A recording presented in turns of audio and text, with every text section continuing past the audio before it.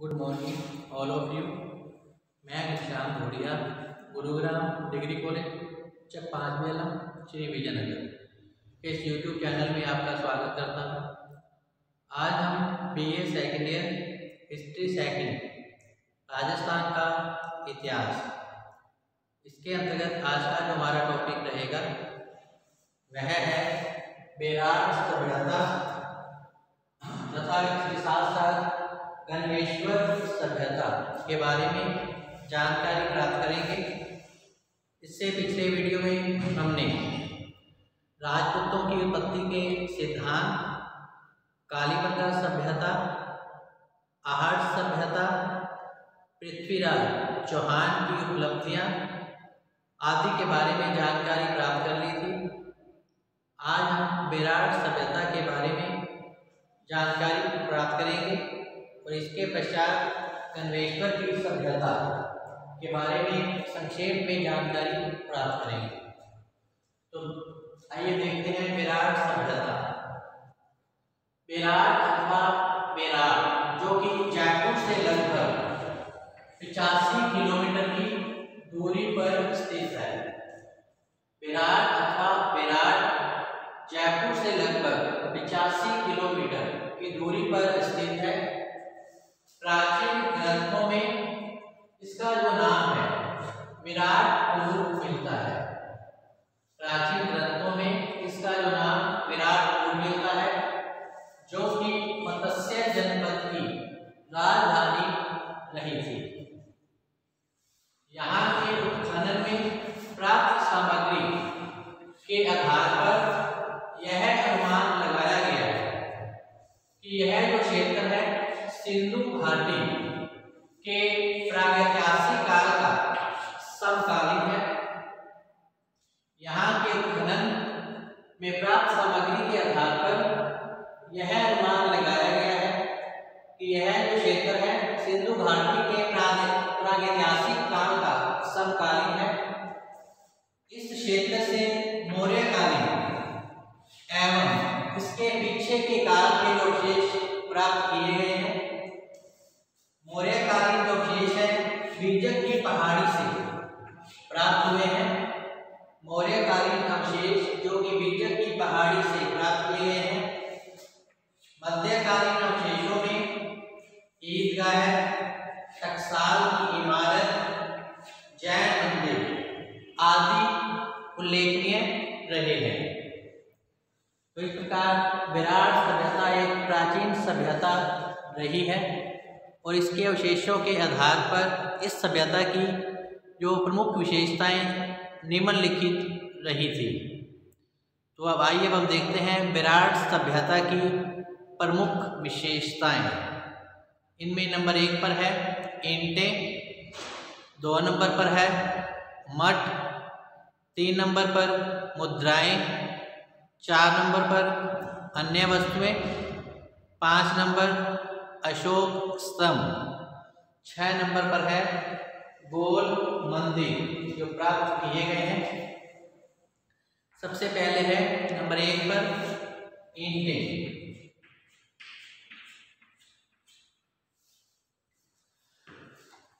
यद्यपि बेरार के आसपास पत्थरों की कोई कमी नहीं है, फिर भी यहाँ जो भवन निर्माण के लिए मिट्टी की बनाई गई ईंटों का ही प्रयोग किया गया था। यद्यपि बेरार के आसपास पत्थरों की कोई कमी नहीं है, फिर भी यहाँ जो भवन निर्माण के लिए मिट्टी की बनाई गई ईंटों का ही प्रयोग किया गया था। मठों, स्तूपों, मंदिरों, मकानों व चबूतरों सभी के निर्माण में ईंटों का प्रयोग किया जाता था। उत्खनन में प्राप्त की गई जो ईंटें हैं अलग अलग प्रकार की हैं।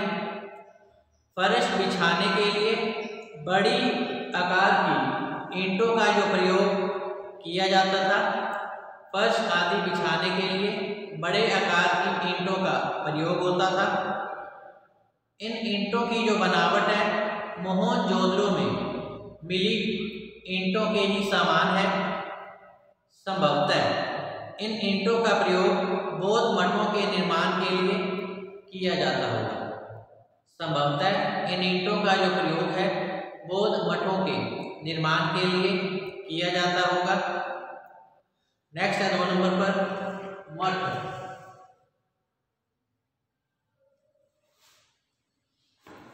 एक खंडर नुमा भवन प्राप्त किया गया है। खुदाई में एक खंडर नुमा भवन जो है प्राप्त किया गया है, जिनमें 6-7 छोटे कमरे बने हुए हैं। पुरातत्ववेत्ताओं का यह अनुमान है कि यह खंडर अवश्य ही किसी बौद्ध मठ का रहा होगा। खंडरों की जो दीवारें हैं 20 फीट मोटी हैं और कमरों में आने जाने के लिए जो मार्ग बना हुआ है वह भी काफी तंग है। खंडर के जो अवशेष हैं गोदाम तथा चबूतरों के अस्तित्व का भी संकेत करते हैं। खंडरों के जो अवशेष हैं गोदाम तथा चबूतरों के अस्तित्व का भी संकेत करते हैं। नेक्स्ट है 3 नंबर पर मुद्राएं जो कि खुदाई में प्राप्त की गई हैं, तत्कालीन समाज की सभ्यता और संस्कृति के बारे में महत्वपूर्ण प्रकाश डालती हैं। खंडरों के कमरे के उत्खनन से जो भी मुद्राएं प्राप्त हुई हैं उनमें चांदी की जो मुद्राएं हैं काफ़ी महत्वपूर्ण रही हैं। कुल 36 मुद्राएं मिली हैं।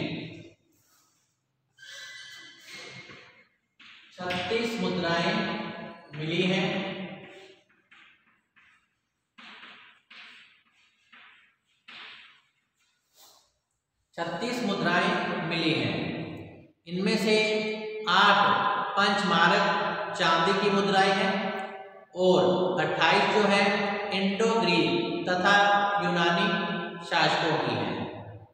इनमें से 8 तो हैं पंचमारक चांदी की मुद्राएं,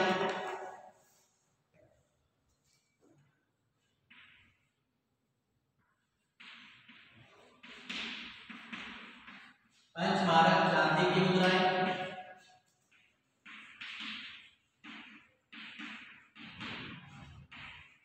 तथा 28 को मुद्राएं हैं तथा 28 मुद्राएं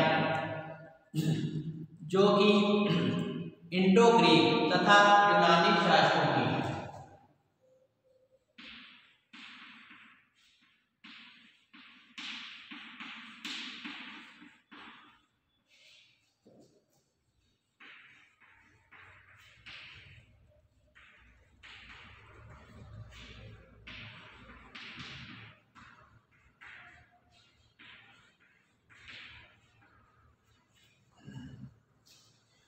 यूनानी शासकों की हैं।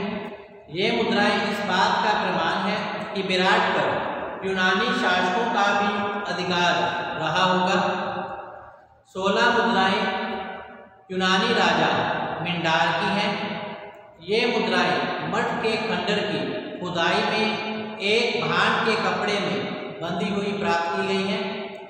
डॉक्टर गोपीनाथ शर्मा का मानना है कि इससे यह सिद्ध होता है कि बीजक की पहाड़ी बौद्धों का निवास स्थान था।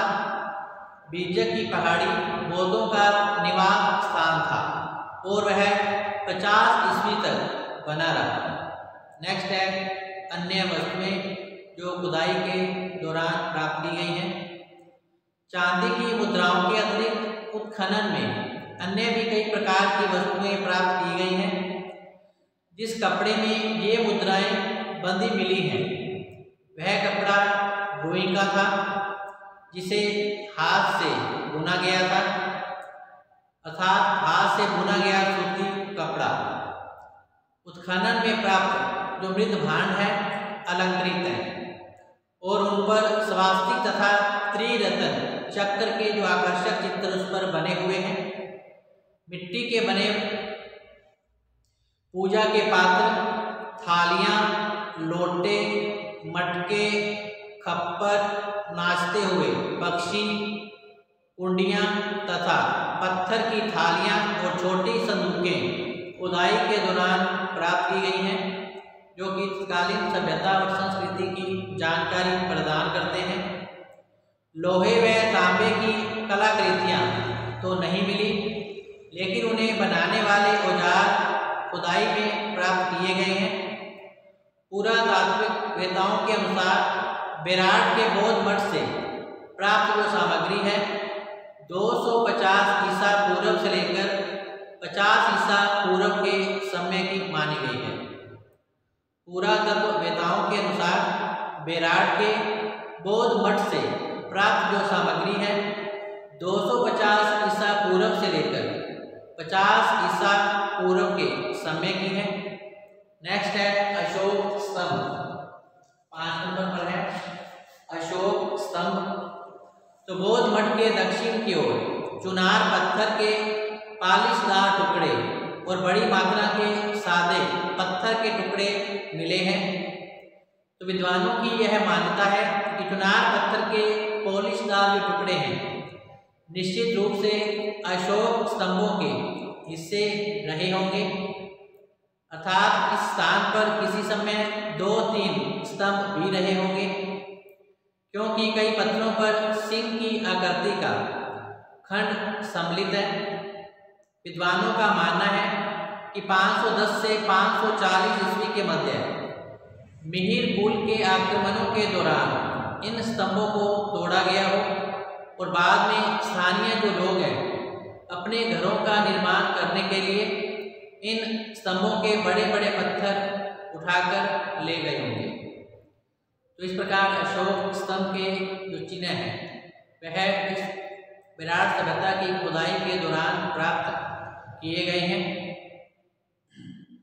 तो विद्वानों का ऐसा मानना है कि 510 से 540 ईस्वी के मध्य मिहिर कुल के आक्रमणों के दौरान इन स्तंभों को तोड़ा गया हो और बाद में जो स्थानीय लोग हैं अपने घरों का निर्माण करने के लिए स्तंभों के बड़े बड़े पत्थरों को उठाकर ले गए होंगे और अपने घरों का निर्माण किया होगा।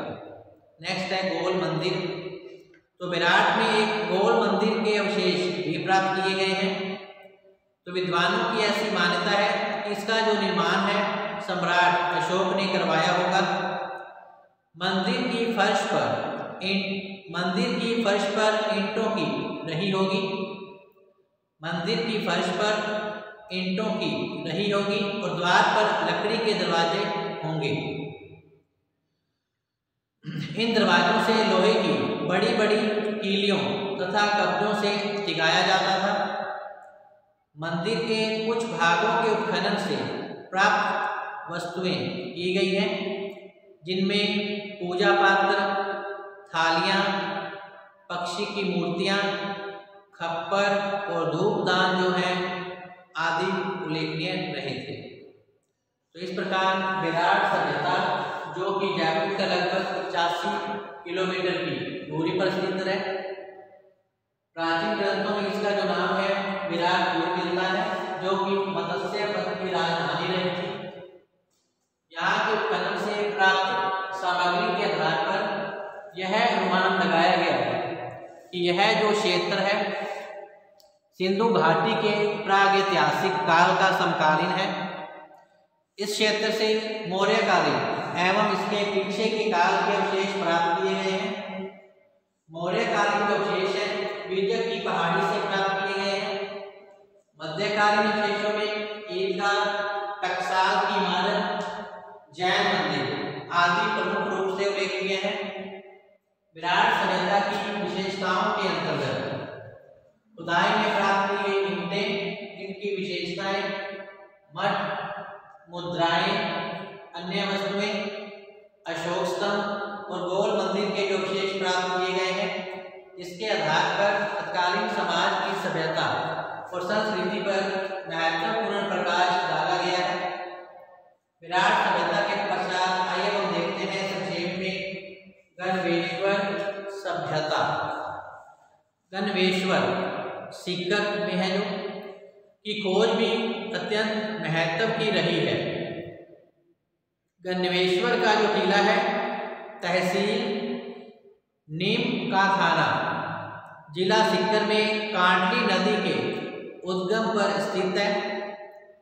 टीले की खुदाई तथा निकटवर्ती क्षेत्र के व्यापक सर्वेक्षण के आधार पर अनेक ऐसे साक्ष्य प्राप्त किए गए हैं जो भारत में ताम्र युगीन सभ्यता की उत्पत्ति, विकास और प्रसार जैसी जटिल समस्याओं पर पर्याप्त प्रकाश डालते हैं। तुलनात्मक अध्ययन के आधार पर इस स्थल की जो तिथि है 2800 ईसा पूर्व निर्धारित की गई है। तुलनात्मक अध्ययन के आधार पर इस स्थल की जो तिथि है 2800 ईसा पूर्व निर्धारित की गई है।